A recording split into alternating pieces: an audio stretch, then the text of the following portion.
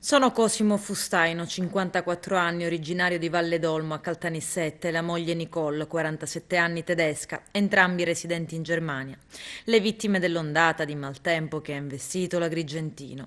La coppia era arrivata da Francofonte, erano venuti per rendere omaggio ai propri familiari morti.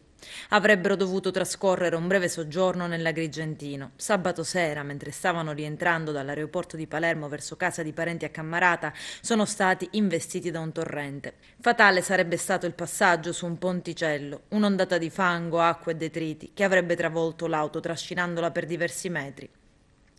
Denunciata nella tarda serata, la loro scomparsa e ritrovamento è avvenuto il mattino successivo in un dirupo. Le salme dei due coniugi distavano ben 100 e 500 metri dall'automobile.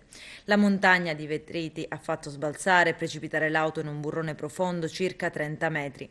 I coniugi erano atterrati con un volo proveniente dalla Germania. Avevano preso un'auto a noleggio, una Citroen, hanno capito che le condizioni del tempo peggioravano a vista d'occhio, si sono fermati nell'area di Motel San Pietro. Erano le 20 circa quando hanno chiamato al telefono alcuni parenti residenti nella zona montana chiedendo indicazioni sul percorso da fare. Poi a quanto pare la scelta sbagliata. Non hanno proseguito il loro viaggio sulla strada statale 189, ma prendendo una stradina di campagna dove il maltempo ha spezzato le loro vite. Sarà proclamato il lutto cittadino. A dichiararlo è Vincenzo Giambrone, sindaco di Cammarata.